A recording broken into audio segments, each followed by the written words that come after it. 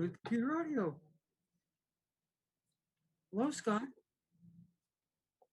How are Hey you? Is my camera coming through at this point? Hello, Scott. I see no video yet, Is my camera coming through at this point? Joanne. Hello, Scott. Yes, I can. No video yet. Let me try my video again. Yes, I can. No video yet. Let me try my video again. Yes, I can. Let me try my video again.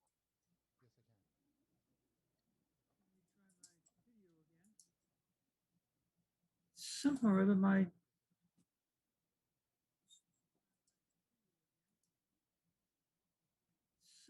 camera isn't coming up.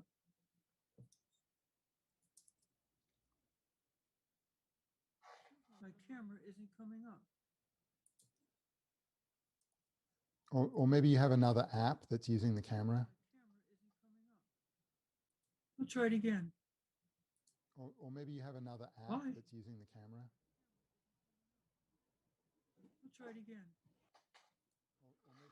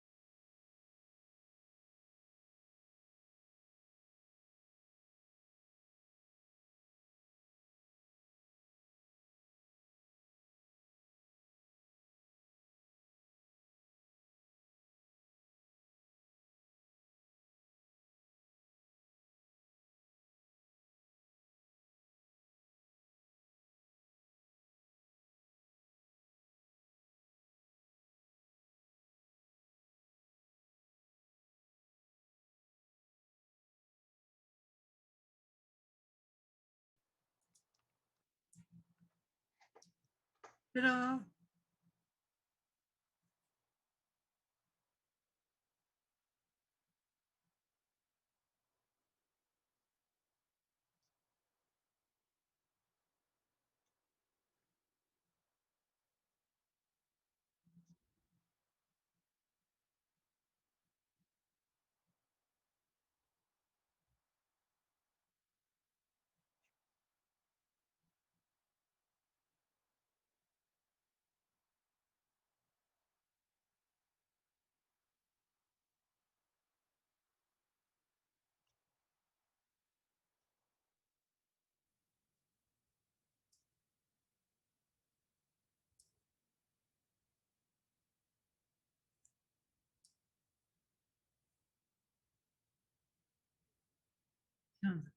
Yeah.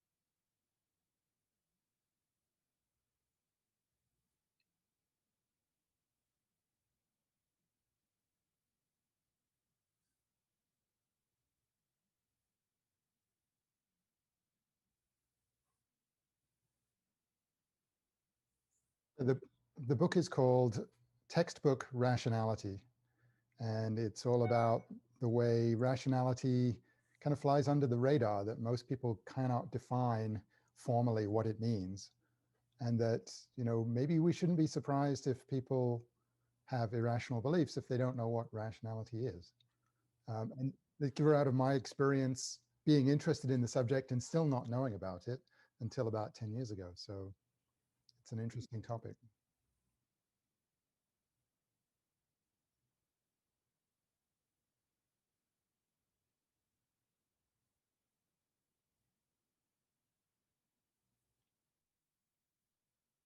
Oh, yes.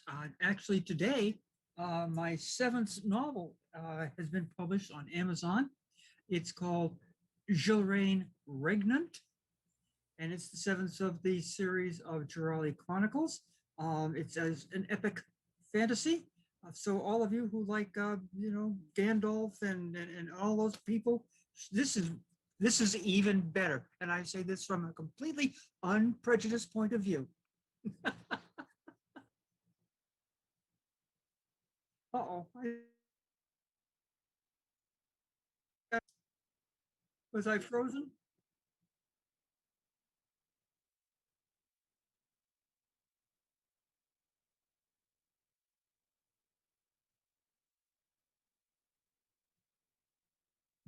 Okay, well, actually, I'm going to be talking about one chapter in one of my books, and I can show you the book here, Darwin's Apostles. This is my most recent book, and it is about the scientists who clubbed together around Darwin during Darwin's lifetime to try and get evolution accepted.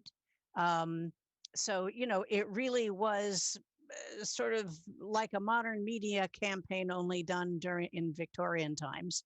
And that's what the book is about. And in fact, what I'm going to be talking about today is what was known by science at the time that Darwin set sail on the Beagle that kind of laid the table for the discovery of evolution.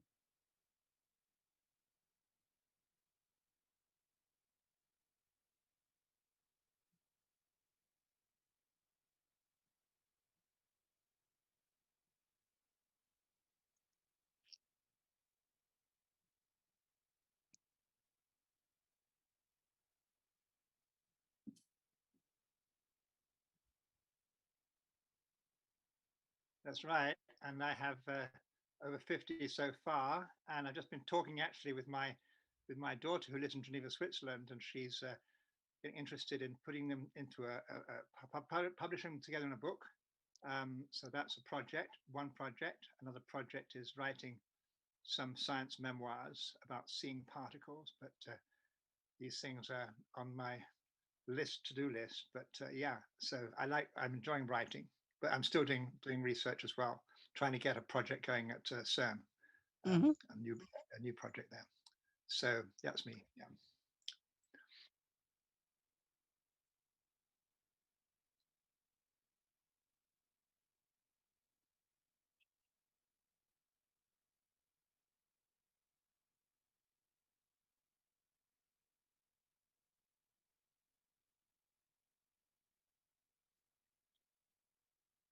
Hmm.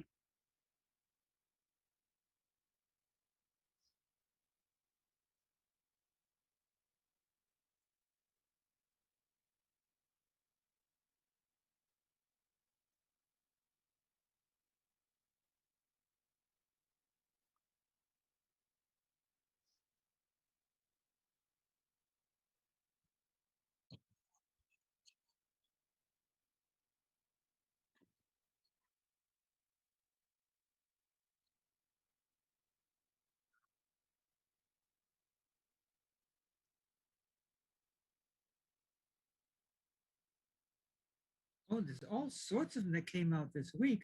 The one that I think perhaps generated the most interest was this thing about the human genome, that there's only a 7% difference between us and others, and that amongst humans, amongst the entire population of humans, only 1.5% of our genetic makeup is identical across the board. So there's only 1.5% of us that's the same amongst everyone, but 7% total differentiates us from the other species, like again, Neanderthal and the others, but that comes in as part of it as well. So I thought that was a most interesting article on humans.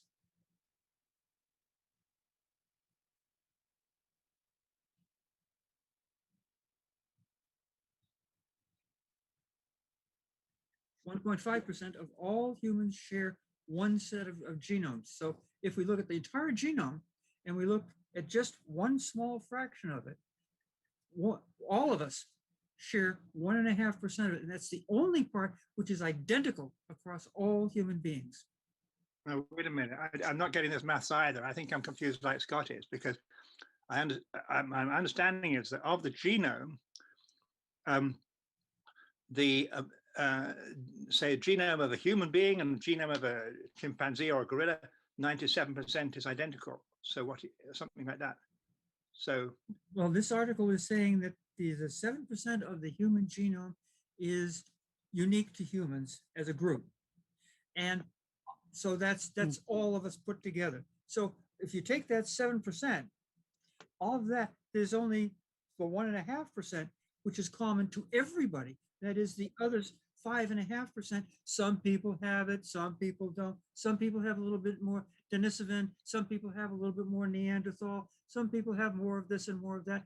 But 1.5% is identical across every single human being there is. of the 7%. 7% of the total that I read as of the total. So it's a 7% difference. And of that 1.5% is unique to all of us. And the other 7% is just sort of slides around. So the 5.5% is a variable, but is human. So this week I just signed up to 23andMe and spat in a little tube and sent it off. So I'm going to find out how much of me is Neanderthal and how much of me is even Homo sapiens. So well, as an English person, you should have a fairly high amount. We who are from the Northern Europe tend to have a little bit higher concentration of that than other peoples. And if you go out into the Orient and that kind of stuff, you're going to find more Denisovan and that kind of thing. So there is a spread there. Hmm.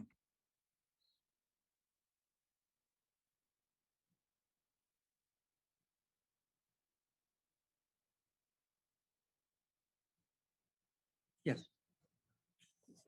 Mm-hmm.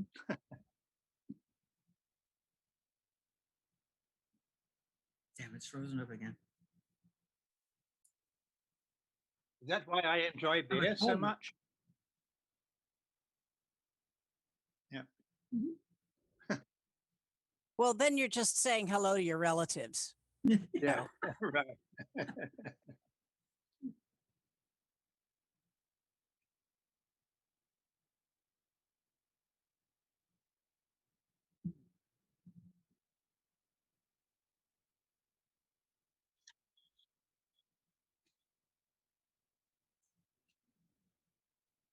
Tick to Alec. Another interesting article was this wonderful find in Great Britain where they found a complete Triassic area, a huge area that was just utterly covered with a seabed, a Triassic seabed. So there were crinoids and there were starfish and there were all these other creatures, which again, they no longer exist, but they found them by the tens of thousands. And most of them, of course, were things that we already knew, but there are so many that we're now looking at this huge, huge area and saying, what new things do we have? This is a treasure trove.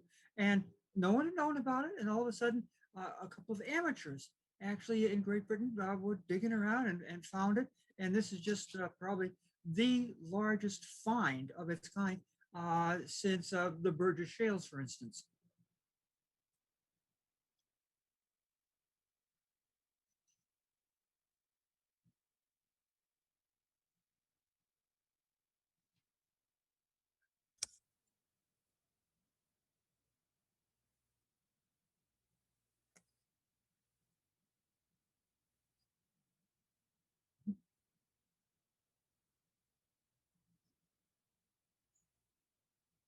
Hmm.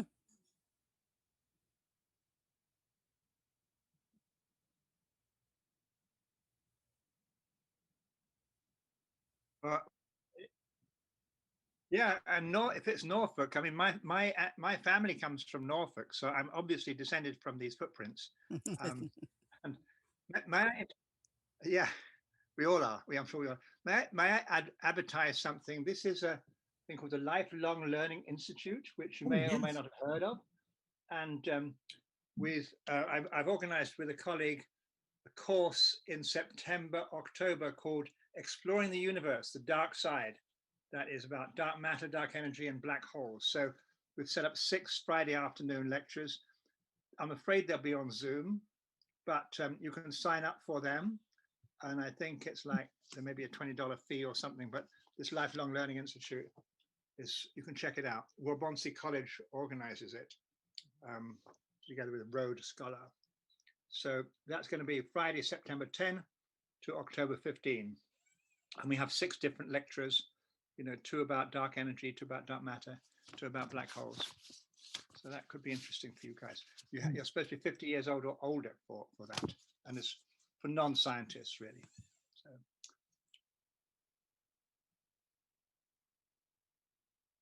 Yeah, to sign up for that. I mean, it was all in their focus on seniors, if you're interested seniors. But I think if you sign up on Zoom, they're not going to do a DNA test to find out how old you are or anything like that. But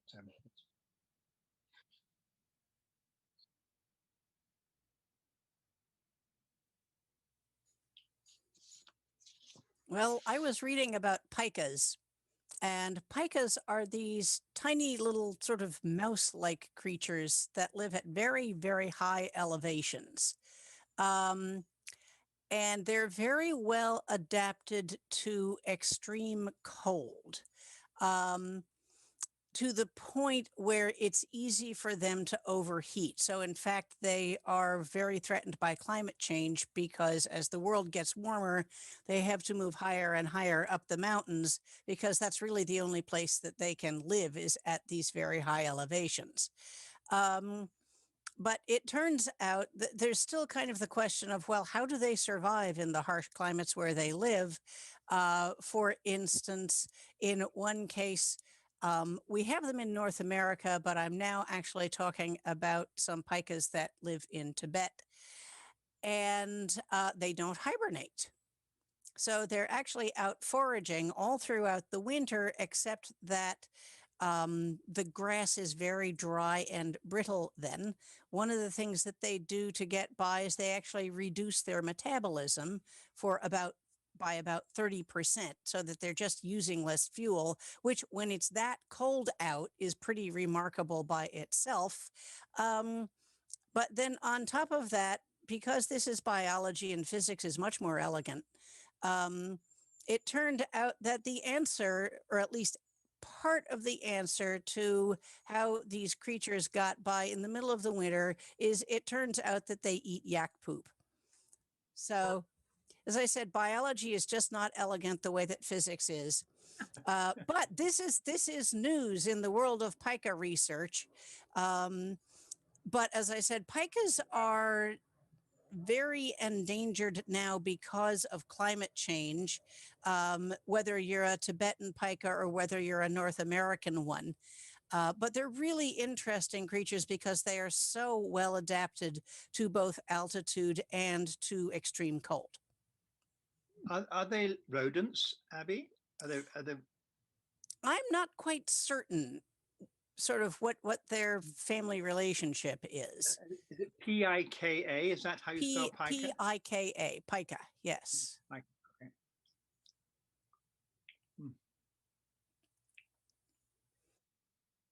Yeah, they're very pretty and very, very, very furry.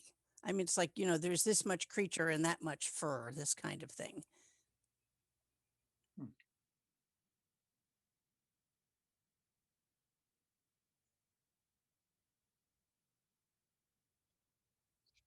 Oh, possibly, but very okay. Yeah, thank you.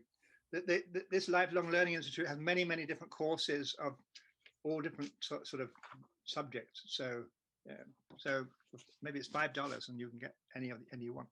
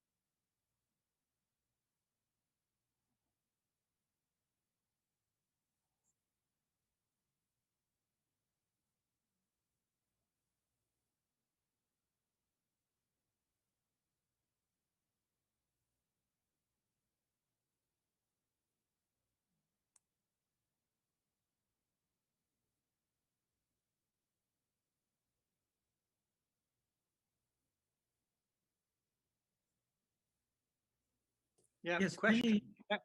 Can a given genome sequence be folded in many different ways, or is it a unique way that they fold up?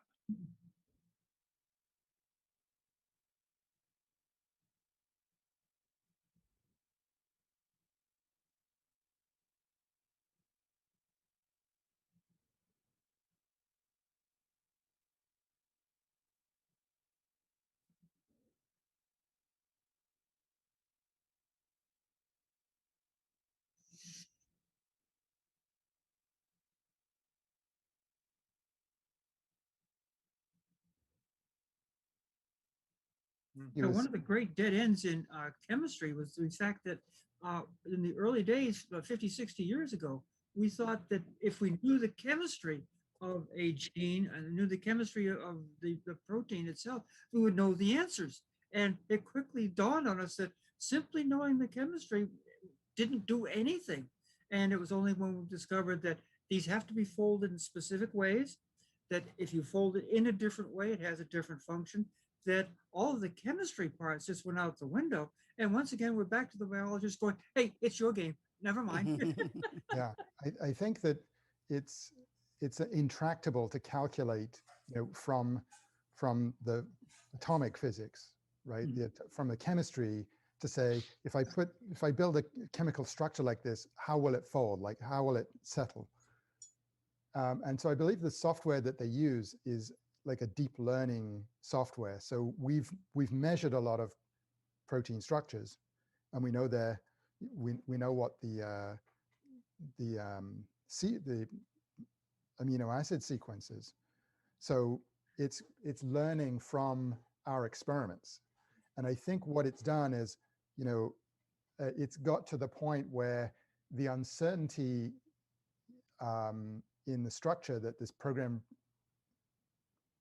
predicts is comparable with the uncertainty of the protein structures that we're actually measuring. Like the experimental result has some uncertainty in it as well. But yeah, it's pretty amazing, because I thought, well, this is an intractable chemistry problem. It could be centuries for all we know before we solve this problem. But instead, software has figured out, hey, just from example, better than a human can look at the example, because these are complicated structures. The computer can recognize the pattern and is now getting pretty good at making these predictions.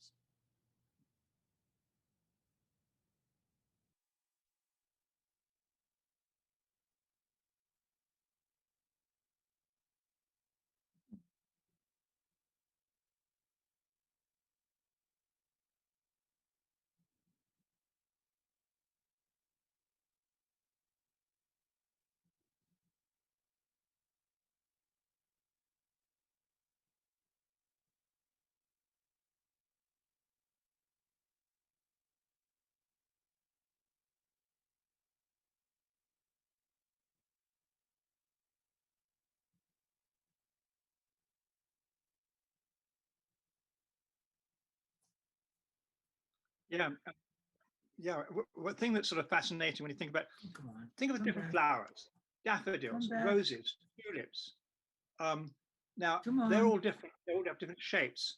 And what's the correlation between the shape and the sequence in the DNA or so? Is there a mapping, some mapping that you can work out? It seems to me we're far from that. I mean, Abby may have comments about that sort of thing, but I think we're a long way from saying, because of this sequence in the genome of flowers, the flowers are going to have this or that shape and color and so on, so forth. Oh, we still have a lot to learn. I mean, I've also spoken to people who do research on, what is it in the genome that makes our intestines loop the way they do. So all of those different things having to do with shape and form, it's all, we're all still doing a whole lot of work trying to figure all that out. And it is intractable, just like the protein folding problem. I think if you try and do it from first principles. Oh, yeah. But I did read a paper about the ability of software to look at a genome and predict what the person looks like.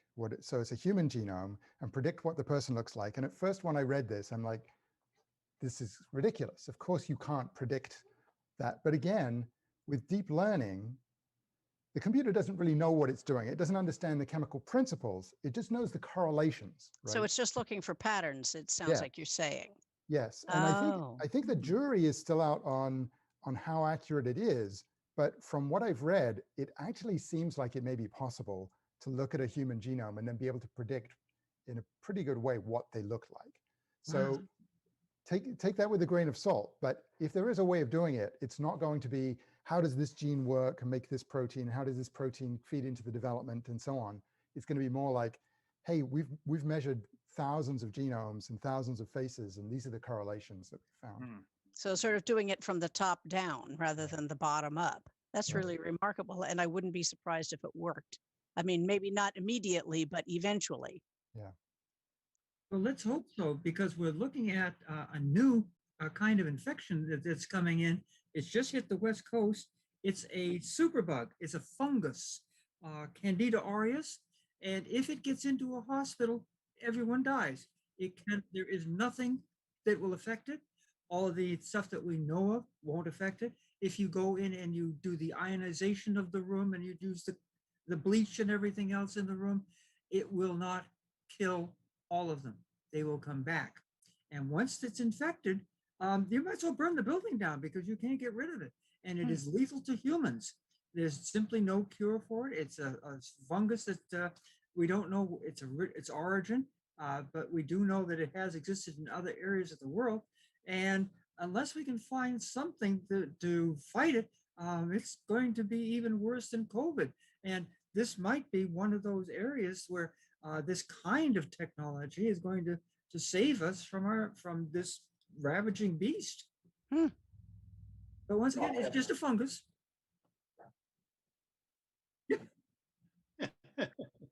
And I have to read up on this. Yeah, I hadn't heard about it. Yeah, they're calling it a superbug, and obviously, but it's a Candida auris.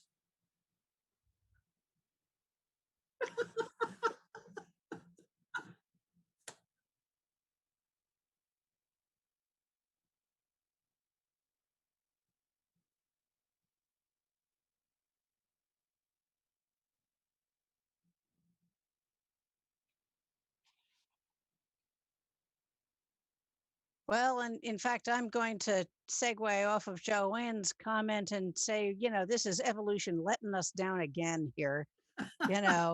Whenever there's a new disease or a new superbug or whatever you want to call it, that's evolution in action, gang. A few changes in microbial DNA or RNA, or in the case of viruses, you can't even call them microbes, but a few changes in DNA or RNA here and there in something very, very, very small sends the entire world into a panic, very reasonably so.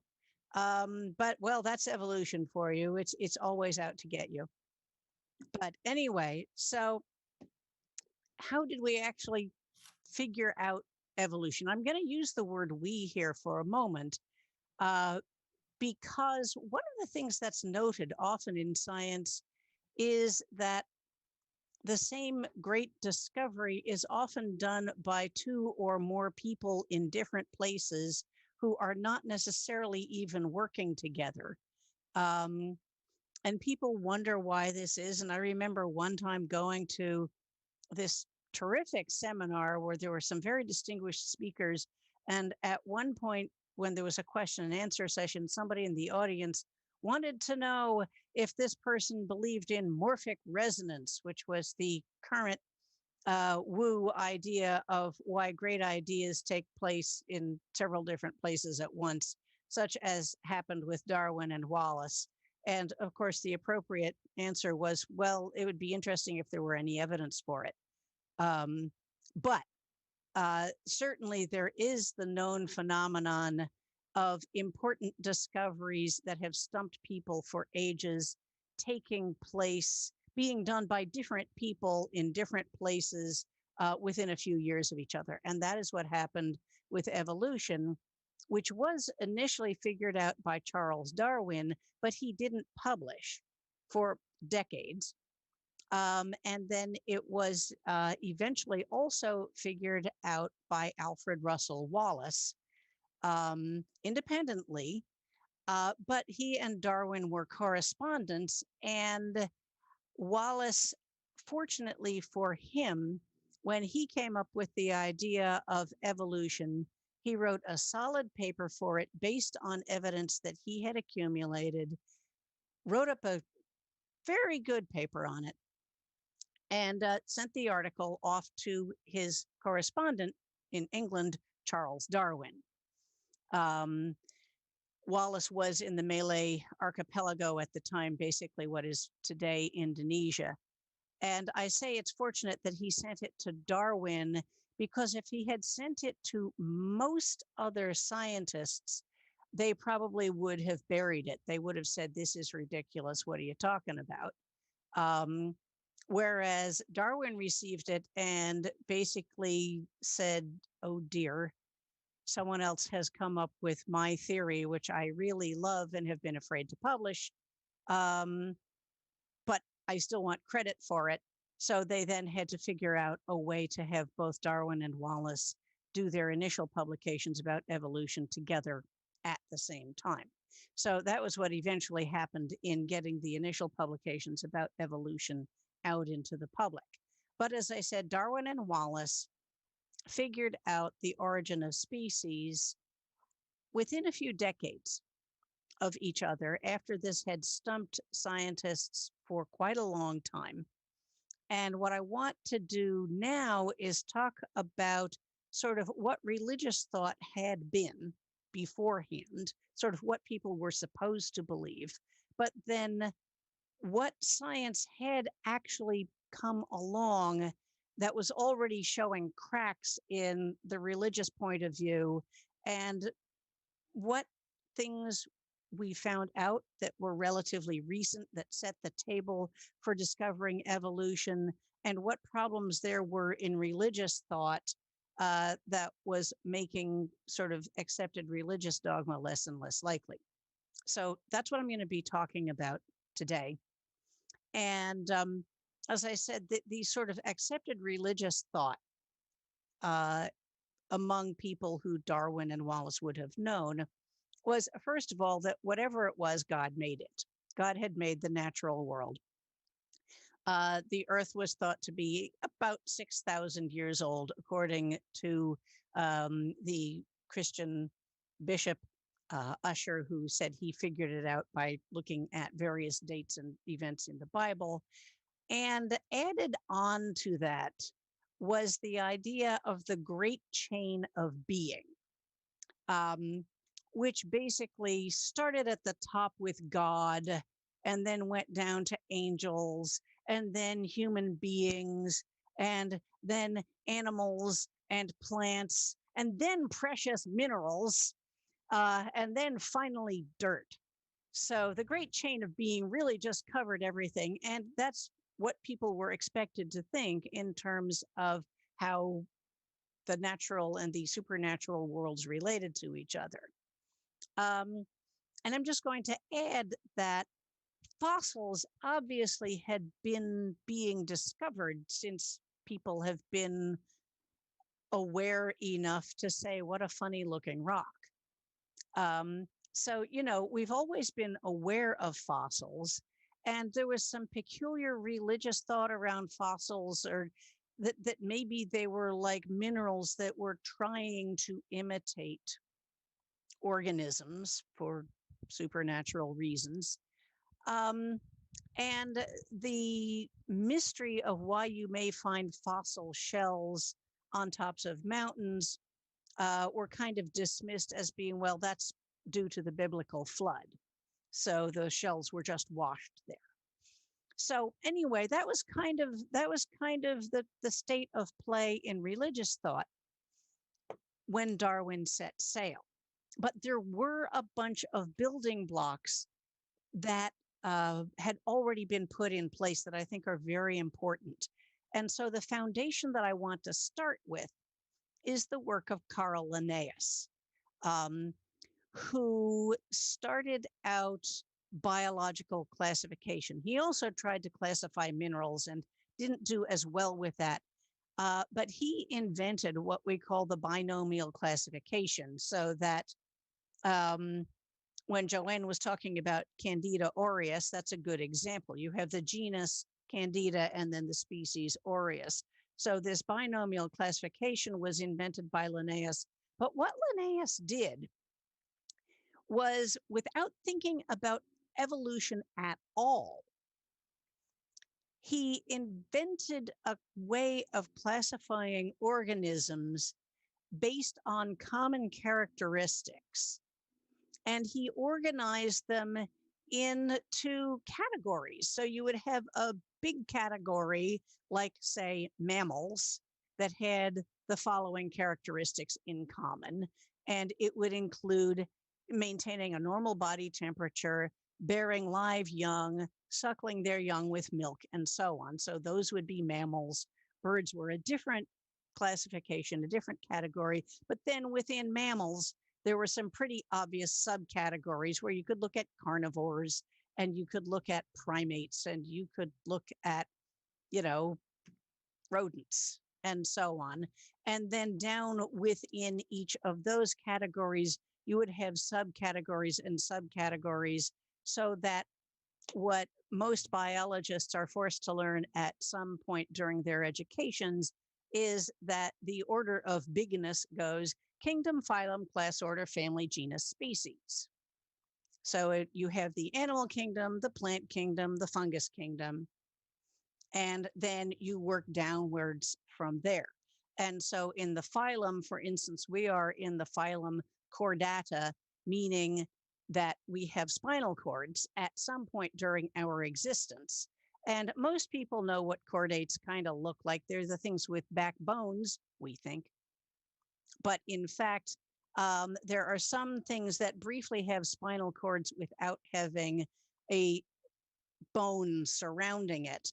And they don't even keep it for their entire existence, which is why we as chordates are in fact related to sea squirts, who are fellow chordates, even though they don't even have a backbone in adult, or a cord, I should say, in adulthood. But anyway, the point is Linnaeus came up with this classification scheme of big categories followed by smaller and smaller and smaller categories.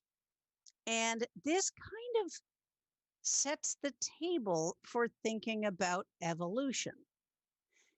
And he even called one of his categories a family. And when you think of families, you do think of things that are related to each other, just as we are related to our families. And anybody with biological training in Darwin's world would have been introduced to Linnaean classification. So as I said, that's an important foundation. Linnaeus dispensed with the great chain of being. He said, here's how we're going to classify things based on common characteristics. He didn't yet think of the idea that that would have been due to common ancestry, but the point is that table was laid. Another really important thing, and this is one of these cases where an advance in one science affects a different science, was the discovery of deep time, of geological time, that the world was much older than 6,000 years. And this was discovered by a couple of different people. I'm going to talk briefly about James Hutton, who was actually a Scottish farmer who observed erosion of the rocks on his farm and saw the grains of sand being washed downstream and kind of thought, the rocks on my farm are eroding, so rocks are not permanent. And there's all that sand that's eventually going to wind up in the ocean, which, if it gets compressed enough, would rather look like that sedimentary rock that I also have on my property. And so, but it was going to take a very, very long time for that to happen, much longer than the 6,000 years that Bishop Ussher came up with. And he was actually an educated guy. And so he duly wrote this up and took it to various learned societies in Edinburgh, and they thought about it, and it was by and large accepted at the time. And he did a lot of research where he actually stuck his neck out and made predictions about how, if he was right, you ought to see certain formations in certain places, and he chartered boats and found them on the Scottish coast. So he did his work.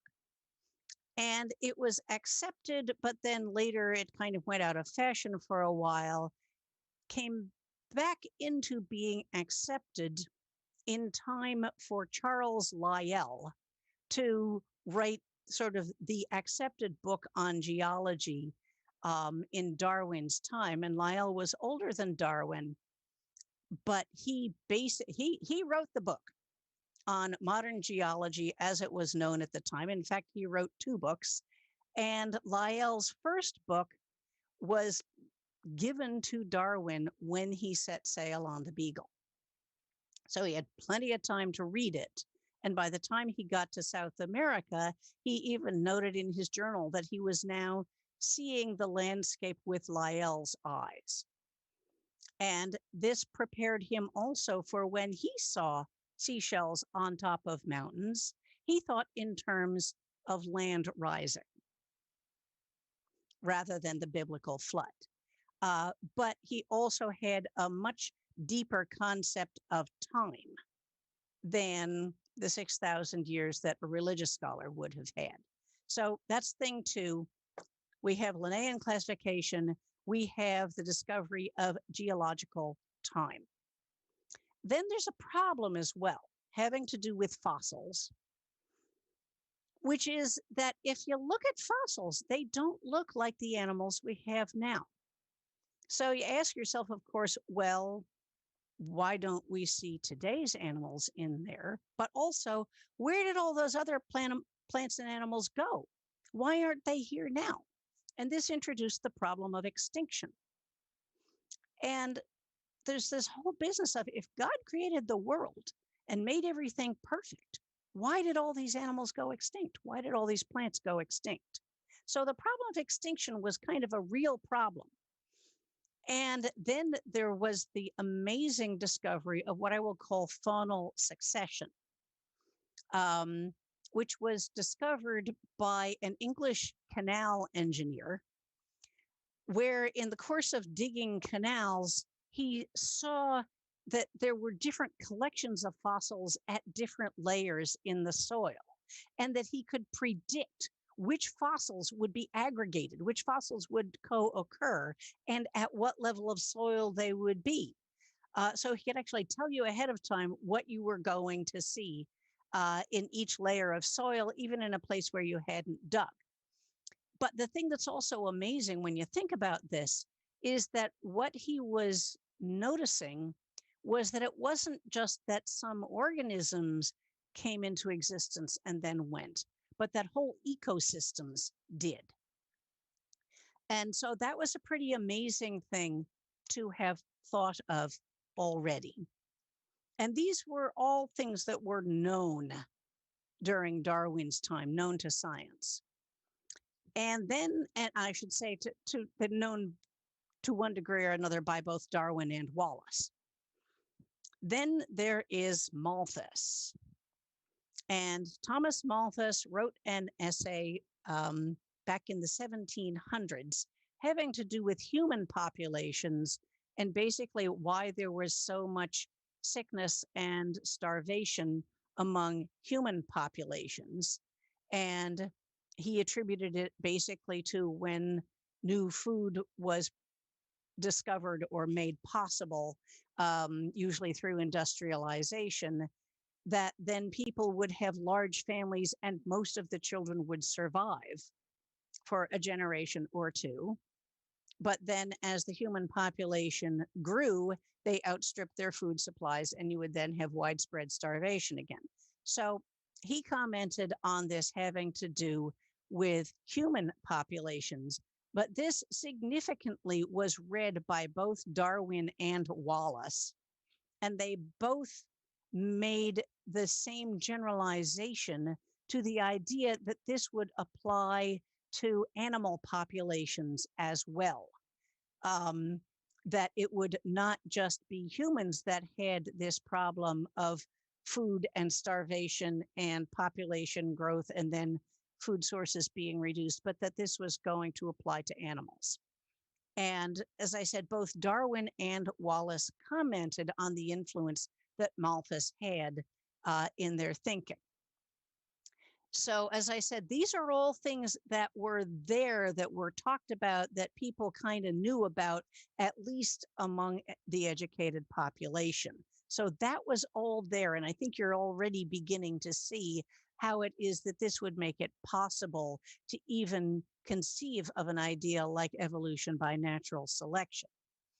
Now, there were, and it's not that people weren't talking about it. What I want to talk about next is that evolution, meaning organisms change over time, had already been suggested a bunch of times. So in the 1700s, there was the Comte de Buffon, Leclerc, who suggested what was called transmutation of species. He didn't know how, but he kind of thought it might happen.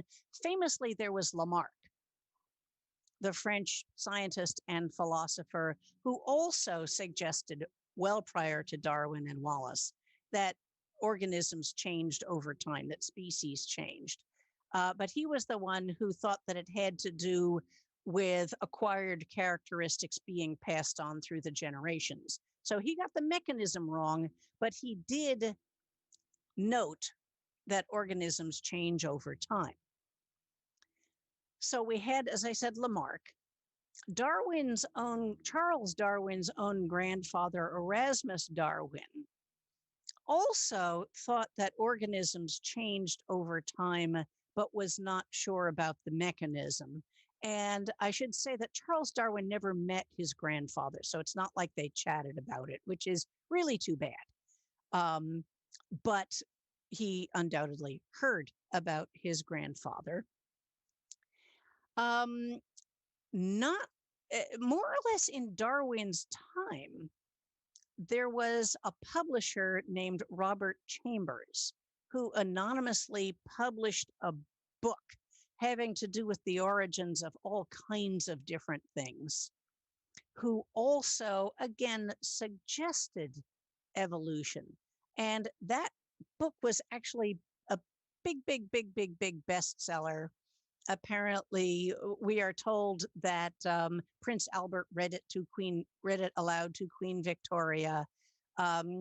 It was one of these things where, on the one hand, it suggested evolution. On the other hand, it got so many things wrong that we're not quite sure whether it was a help in getting evolution accepted or whether it was a hindrance, because it sounded like just so much more of what Chambers had anonymously written. So, but as I said, so people were actively thinking about these things, and it should be noted that Wallace specifically had it on his personal intellectual agenda to figure out the origin of species. And that's more or less the words that he used. So this was something that was, commonly thought about. And as I said, it was Wallace's deep desire to figure this out. There were also a couple of other more scientific hints along the way. There was a man who published in a timber journal during Darwin's time, essentially suggesting the winnowing aspect of natural selection, that, if you have a whole bunch of different trees, that the trees that are more disease resistant or that are, convert light better or whatever the case may be, that they were more likely to survive. So he kind of got the survival part of evolution, and he published it in a timber journal, which Darwin didn't read.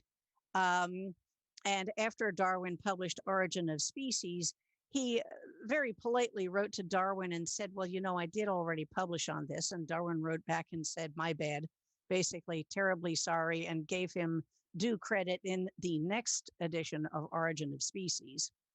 And there was also an Englishman in India who also noticed things like that, birds or insects or this kind of thing that lived in areas with red soil tended to be red, whereas the same species in areas that had tan soil tended to be tan. And so he duly noted this and wondered if this was going to be the beginning of speciation. And this was duly published as well prior to Darwin. So there were a lot of hints. This was an active field of thought. So, this guy got a little bit to the idea of common descent. That if you have this same bird species and they're red here and they're tan here, but they're the same species, they might eventually become two different species. So, as I said, the ideas were in ferment at the time. So all of that was already there in terms of what science knew and what had been suggested, and that's a lot. By the time you put together deep time and Linnaean classification and Malthus, you're a long way of the way there. There were also some sort of cracks in religious thought. There was the classic problem of pain and suffering, where if God made everything and is beneficent, why is there pain and suffering in the world? And this was a very significant religious question at the time.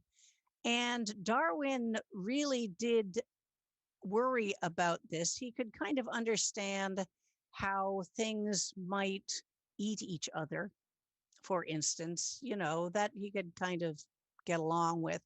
But he couldn't figure out why, for instance, parasitic wasps basically could lay their eggs on a caterpillar, and then when the eggs hatch, the larvae basically eat the caterpillar alive. That this seemed unnecessarily cruel to Darwin, and why would God even make one of these, much less 80,000 different species of this kind of wasp? This seemed a bit excessive for a beneficent God. So as I said, that was another thing that was, causing problems with the religious view of the world as was seen by the Anglican Church at the time. There's the problem of the number of species. Zoology was getting smarter and smarter. We had found animals all over the world. How did they all fit on the ark? We would like to know. So as I said, that was a problem. Again, there was the problem of extinction. Why did all of these things go extinct? If God made everything at the time of Genesis, why were all these things extinct? And why don't we see fossils of the things that we find later? But I mean, if you look at Genesis, it doesn't talk about dinosaurs. It doesn't talk about all kinds of interesting extinct organisms. So there's today's organisms, there's the fossil record.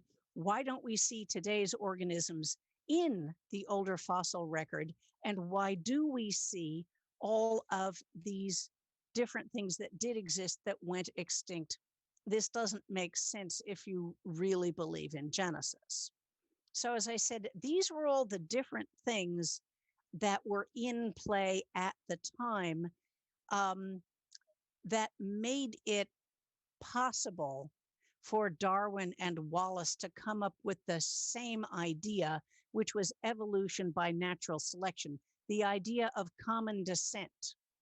And as soon as you think of common descent and descent with modification, suddenly Linnaean classification has this deep underpinning that Linnaeus didn't even see, but it's there.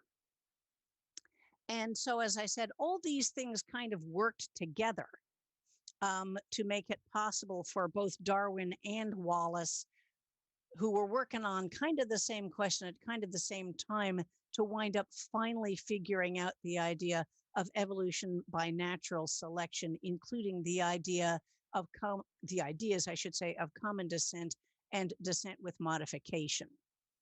It was not nearly as big a step as one might have thought if you didn't realize what they already knew. So that's pretty much what I have to say on the topic, but I welcome people's questions or comments or, oh, but you forgot about so-and-so, which might be true, or it might just be that I left that bit out. But it's really helpful, I think, to understand what was known when people were thinking about a given topic when you start. Thanks, Abby. Yeah, that was really interesting. So, but the story stops with the idea of evolution, but the mechanism is for the future then. I mean, at that time they didn't know that there were molecules in the sperm and egg that carried all the information and that could be mutated, right? This is much later, right? Well, here's the interesting and sad thing there is that Gregor Mendel who figured out sort of the basics of modern genetics. I mean, he did not know about molecules or DNA or anything at all like that, but he figured out the basics of genetics. He and Darwin were alive and doing work at the same time, but they were in different countries. And so Darwin did not hear of Mendelian genetics, which is kind of remarkable. So he understood, he figured out what he and Wallace figured out that was sort of the groundbreaking part was natural selection. And as I said, common descent and descent with modification. Those were the breakthroughs that Darwin and Wallace both came up with. Darwin did a lot of work with, I will say, practical genetics. Come on back. He spent a lot of time breeding doves and looked at the different characteristics that came about. And he talked to farmers and he talked to dove breeders. And as I said, if he had talked to this timber grower instead of talking to dove farmers, he would have learned something from him. But so he did wind up getting a sense of genetics without actually our calling it genetics. He did not do the full up stuff that Mendel did, where he really parsed apart what he called and what we call alleles. And then Mendelian genetics were sort of accepted, but then buried for quite a while, and then were rediscovered basically in the early 1900s. And when evolutionary biologists sort of rediscovered Mendelian genetics, it was a huge breakthrough. And it was also really serious evidence that evolution by natural selection was correct, because the two subjects, evolution and Mendelian genetics, agreed so well. Both of them worked. They did not disagree. They, in fact, provided evidence for one another. So and Mendel obviously did not have any idea about DNA. And I don't remember exactly when sperm and egg were discovered. Oh, come on. But it was a long time before we really got how sexual reproduction actually works, and started looking at embryology.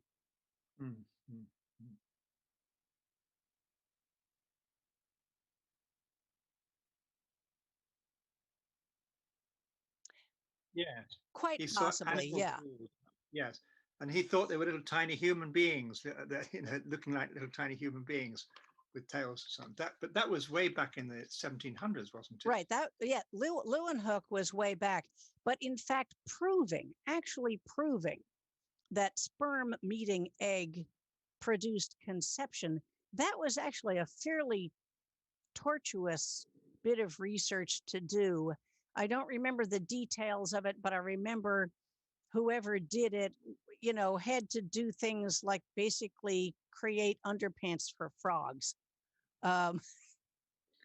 So that they could kind of go through the whole mating ritual, but not have sperm meet egg, is what I'm getting at. And that was how they finally proved that was how conception takes place. Yeah, pretty much.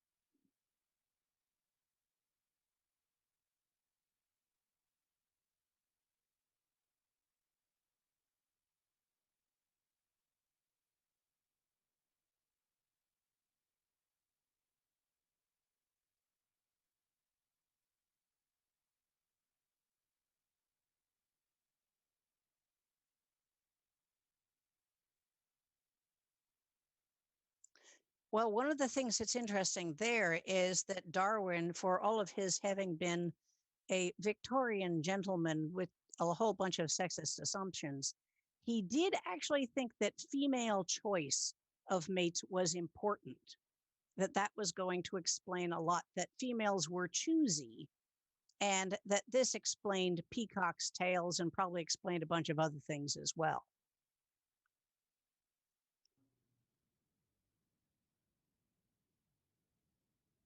Not that I recall. They both, when they both came up with the same general idea of the origin of species using rather similar methods having to do with species distributions. And, you know, why is there one species on this side of a really big river and that species on the other side of a really big river? Gee whiz, that's interesting. So, you know, it was based a lot on just species distribution. That was how they figured it out. And although Wallace did a lot of research after that, Darwin was really the one who took the deep dive on evolution itself. And so he was the one who did The Descent of Man, famously, and did work on sexual selection, and, you know, was willing to take, well, they were both willing to take huge risks. I have to give Wallace credit there, but he was willing to do sort of the deeper dives on evolutionary topics. I was going to say that one of my favorite films came out in 2009. It's called Creation, and it stars Paul Bettany and Jennifer Connelly, and it's all about Darwin's decision after many years to publish The Origin of Species. So, you know, I suspect that one factor in him diving deeper was that he was actually probably thinking about this a lot longer, right? He knew about this and struggled with his decision to publish. Well, the other thing that happened there was that after Darwin figured out evolution, he realized there was going to be a lot of blowback. And so his original idea was that he was going to write this huge multi-volume treatise that would just absolutely irrefutably prove evolution. So he kept doing research and he kept doing research rather than publishing little bits and pieces. He just kept doing more and more and more research, as I said, hoping to eventually publish like a bookshelf's worth of books all at once, basically because he did anticipate blowback. So he really wanted to make a complete story. I think there was also some fear involved because he knew there would be religious blowback. He had a comfortable existence. He liked getting along with people. He was not a confrontational individual at all. But then what happened was that, you know, he had been working on this idea, as you said, you know, for ages and ages and ages. It's not like he figured it out and then put it aside, but rather he was really developing it a lot. And then Wallace sent this letter to him, and Darwin was this very, you know, honorable gentleman who, when he got Wallace's letter, just thought, you know, darn, basically, Wallace deserves credit for this discovery. He made this discovery. But on the other hand, Darwin had been working on it for decades, and any scientist can tell you that one of the worst things in the world is for somebody to scoop you on your discovery. And so that basically, Darwin feared being scooped even more than he feared the blowback. So that was why he then decided to publish, and there was a whole drama involved Darwin then writing to his pal Joseph Hooker and saying, "What do I do now?" Hooker was one of the few people who was in his confidence about evolution. And he said, "What do I do? What do I do? What do I do?" And I think Hooker then took it to Lyell, who was still alive, and said, "What do we do? What do we do? What do we do?" And so they wound up coming up with this gimmick almost of that Darwin's and Wallace's papers would be read at the Linnaean Society, which was a scientific society, at the same meeting of the Linnaean Society in 1857. And that was when Wallace's paper was read out loud. Wallace wasn't there because he was still in the Malay archipelago. Darwin wasn't there because he had, I forget whether he was mourning a dead child or whether the child was very sick, but basically he could not come for family reasons. So it wound up being his pal, Joseph Hooker, who read Wallace's work, and there was further drama because Darwin had to prove that he had written about evolution before receiving Wallace's letter. And fortunately, they were able to dig up some correspondence that he had had with the American botanist Asa Gray, who was another convert to evolution prior to Darwin's publication. And so they found this correspondence with Asa Gray where the idea is talked about at acceptable length. And so that was enough to then provide satisfactory proof that Darwin had in fact been writing about evolution before Wallace sent him the letter. And they kind of cobbled together a couple of different writings that Darwin had done about evolution and Wallace's very nice paper on evolution. All of that was presented orally by Joseph Hooker at the meeting of the Linnaean Society in 1857, and then it was published in the Proceedings of the Linnaean Society. So that dual publication then was Wallace and Darwin in 1857. And then what happened was that Darwin realized that he really had to put aside the idea of the irrefutable multi-volume treatise because people were going to be jumping all over evolution. It's the kind of thing where they were able to spring it on the scientists at the Linnaean Society kind of by surprise.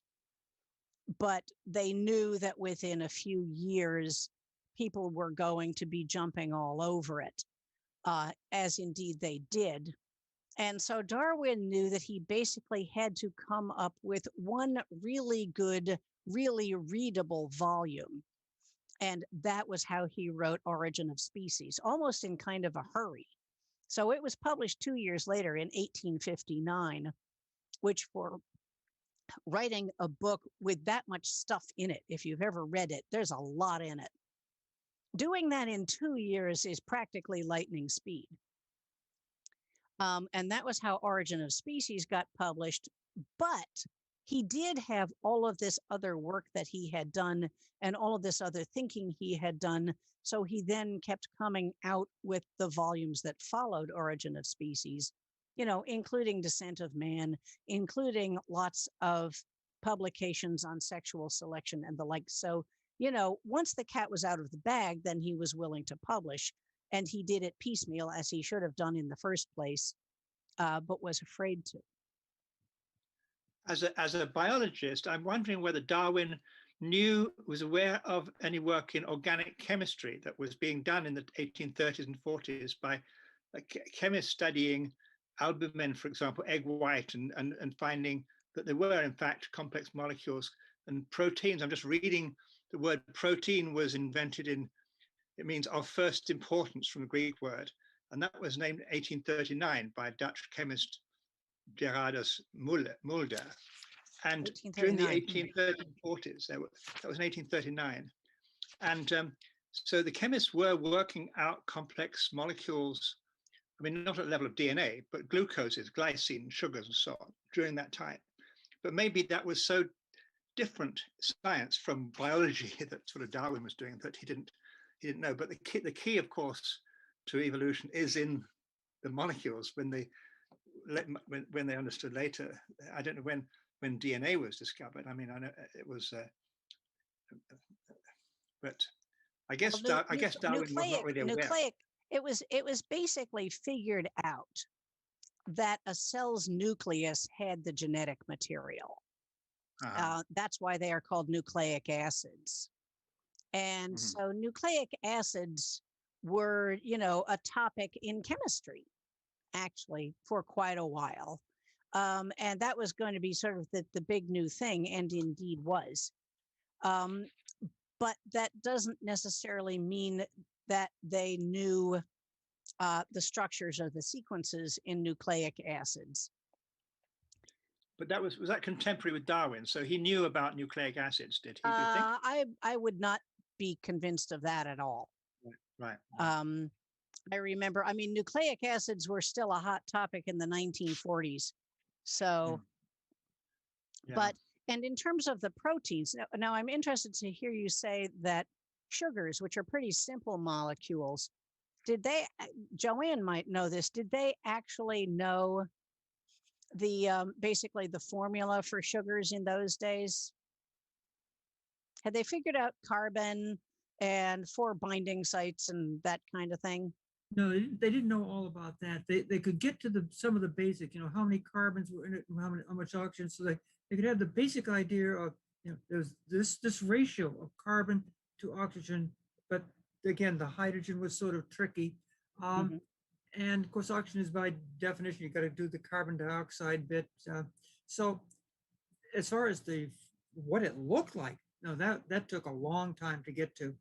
You really have to go almost to the point of X-ray crystallography in order to begin to get that kind of structures.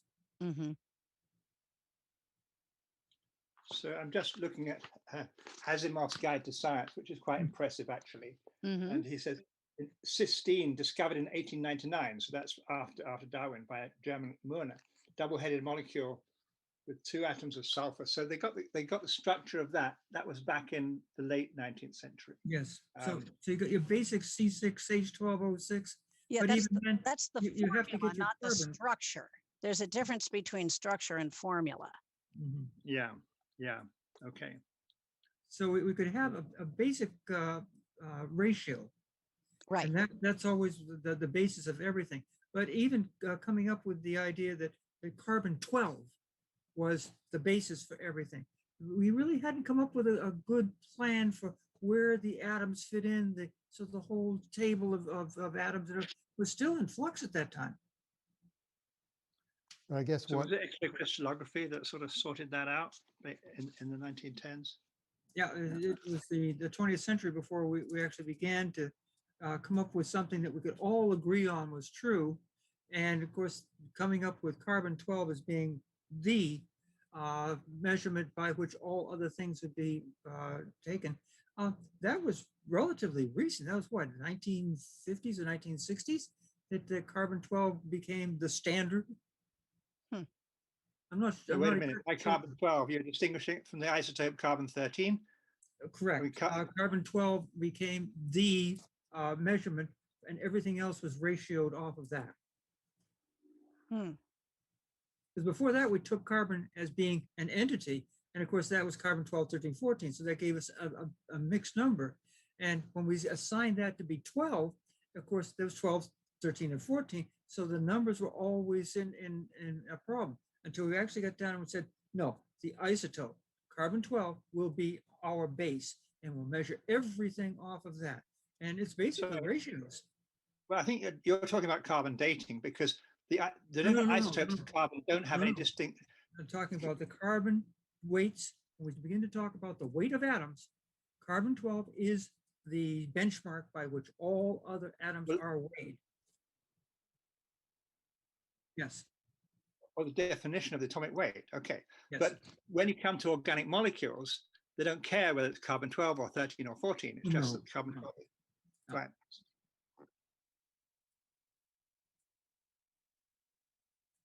Yes.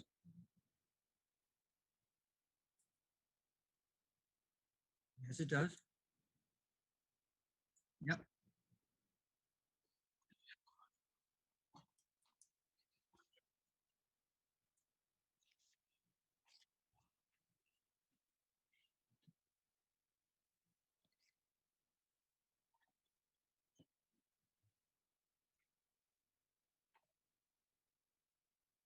And also hydrogen versus deuterium.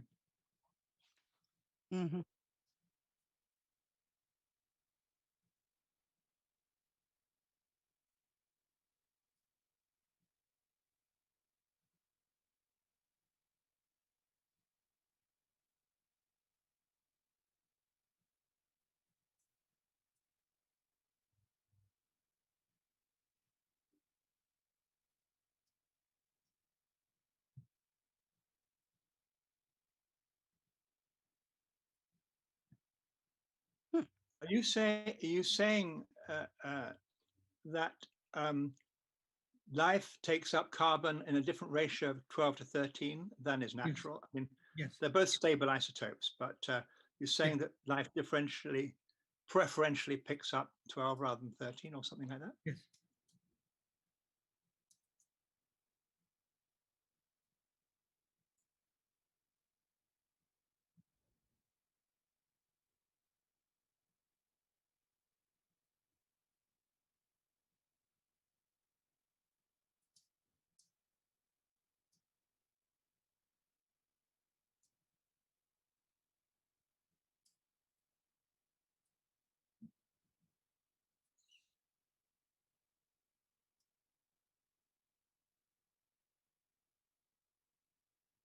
Hmm. Yeah, it's just one of those wild and crazy things that life does differentiate based on isotopes. Hmm. And this is really cool in that um, we can begin to make distinctions between naturally occurring and biologically occurring elements and molecules. I guess Darwin, though he didn't understand the underlying mechanism or the chemistry or even the low-level genetics, he did understand that there was variation. Oh, absolutely. So, Yeah, so from genetic. selective breeding and so on, he knew that there was that in breeding you can change a species quite dramatically just by breeding it in certain ways. Yes, I mean, and he, as I said, he talked to farmers, he talked to dove breeders, he bred doves himself. Um, and so he had a very good grasp of the idea of genetic variability. And then, as you said, how breeding can occur. And what Darwin did, the sort of intellectual leap that he made was going from artificial selection, which is what plant breeders and animal breeders have been done since the dawn of agriculture. Um, he then said, well, he didn't call it artificial selection, but that's what we call it now. And he then made the intellectual leap to the idea of natural selection, um, that certain traits may be more advantageous in the natural environment, and so things get selected for or selected against accordingly. But oh yes, absolutely. I mean, agriculture had been around for a long time at that point, and a sort of layperson's idea of, they didn't call it genetics, but of breeding, absolutely was known at the time. And it was undoubtedly commonplace, among people who bred plants for a living. And, when you consider all of the crops we have, which are not natural, people have been going about artificial selection for a very long time. Oh, yes. And they knew about all the different breeds of dogs that have been bred as separate Right. breeds over thousands Right. of years, right? Yeah. Right. Yeah. And Right. cattle, of course, during that period, the breeding of cattle was extremely important. We're looking very closely at how to have a better ratio of meat to bone and others, a better milker or whatever. Right. Better So this is very ratios of powerful, milk to cream and all kinds of things Yes. they were busy breeding for very actively. very active. Yes. Cows ancient cows would only produce milk when they had calves, right? But they were bred to have milk all the time, right? So Yeah. somehow.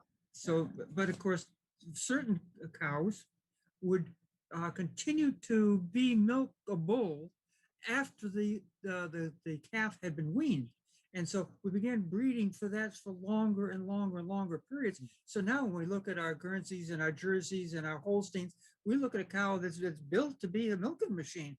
And so we can milk that particular cow essentially year round. Yeah.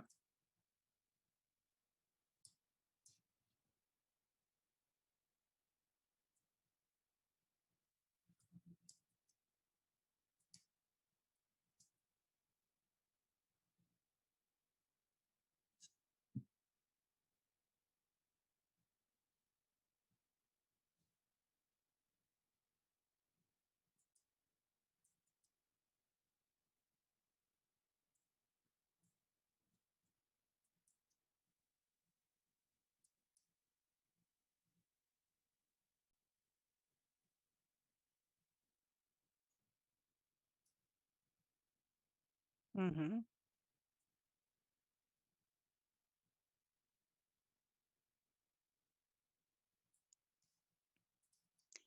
Yeah, we I have any think, questions from outside? We're close to the end, right? Do we have questions from outside?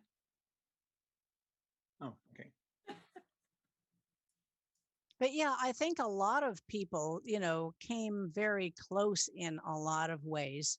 And I'm just going to briefly say that, for instance, with fossils, there was a whole lot of confusion as to what fossils even were. Yes. But Leonardo da Vinci figured it out long before Darwin. But of course, living in Italy as he did not publish that part. But he was a very curious guy, and he actually went out to quarries and dug up fossils and figured out that they were, organisms that had been alive and were no longer alive, and they were clearly not carried there by the flood because they were arranged like a seabed rather than the way that a washed out, um, field of detritus would look.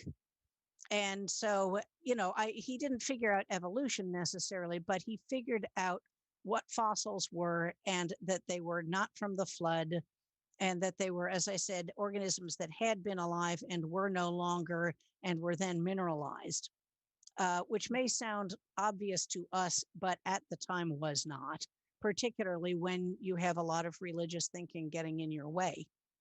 Yet he was clever enough not to publish it, Yeah. or his life expectancy would have been even shorter. Right. So he wrote it all down, but he didn't publish that stuff.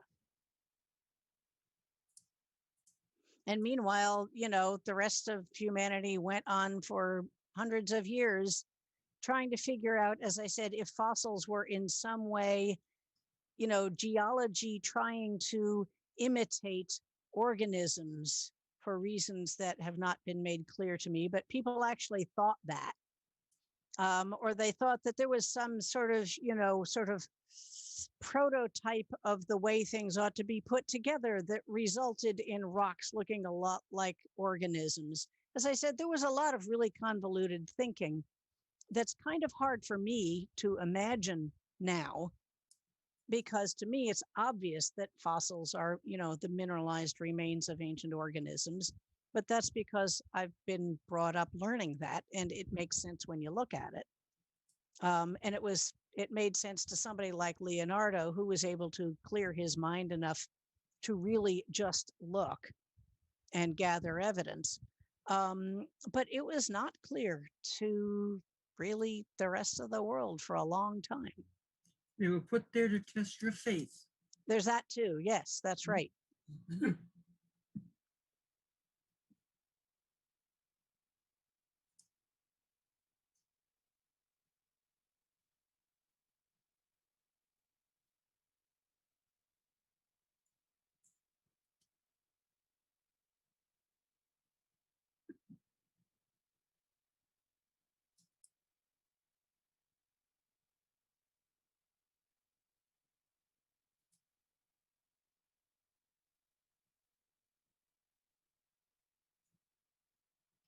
Well, and also, given that Christian thinking usually posits a beneficent and all-powerful God.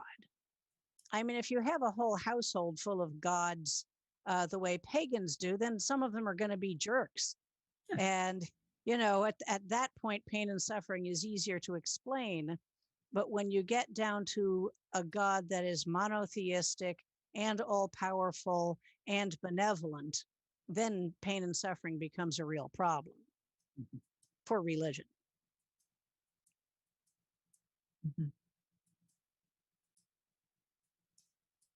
So there. So there, right.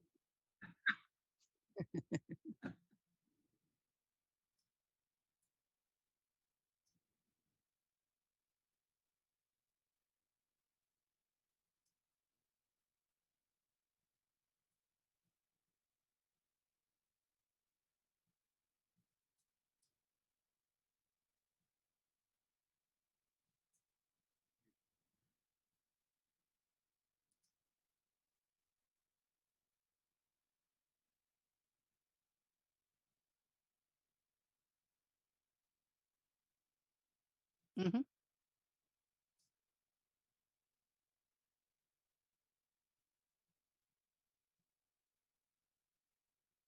Yep. Yeah, no, it's an Right. amazing thing. Sorry, go ahead. Yeah. No, I was just going to say, yeah, I mean, the question, I suppose, is whether the DNA is actually modified or whether it's just the proteins that are uh, formulated by the DNA, different parts of the gene are turned on or turned off by the environment, something like that. I Yeah, don't know. my understanding is that it's genetic expression.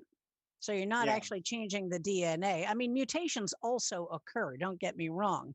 But when we're talking about epigenetics, what we're talking about is how the gene is expressed.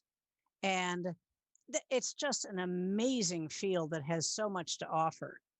And, you know, we're really still just, even though it's much better developed than it was 20 years ago, there's still a lot more to learn.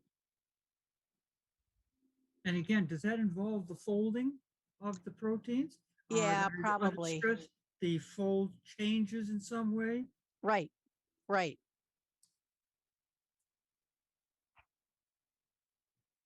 Yes. Hmm.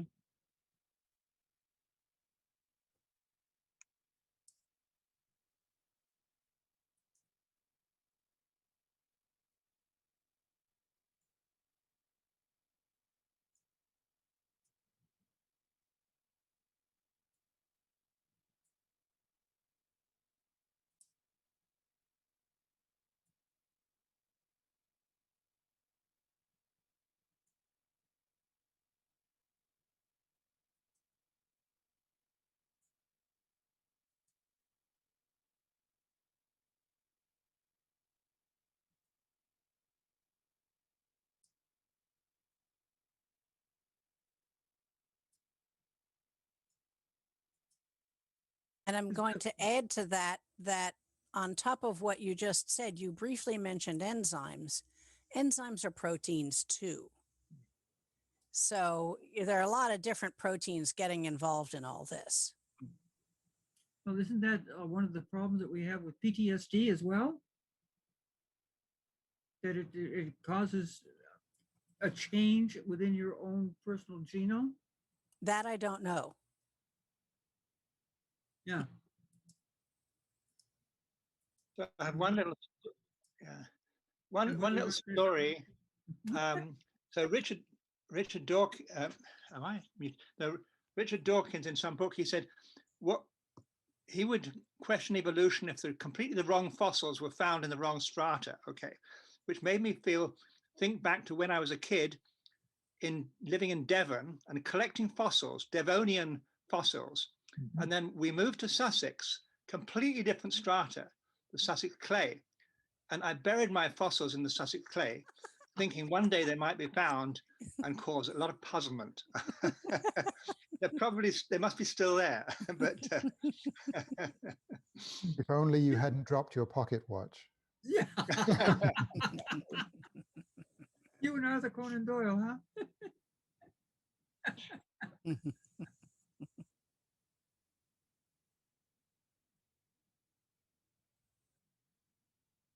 Oh.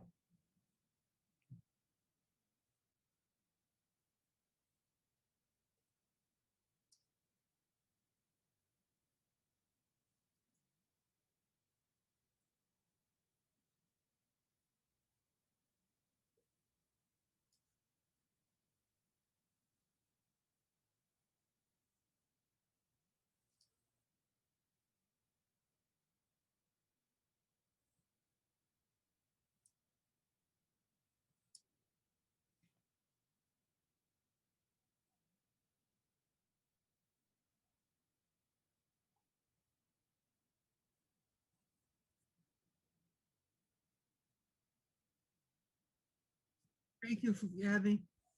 Oh, you're thank you. very welcome. Thanks for listening. This was fun. See you guys later. Be well. Yeah. Have a good day.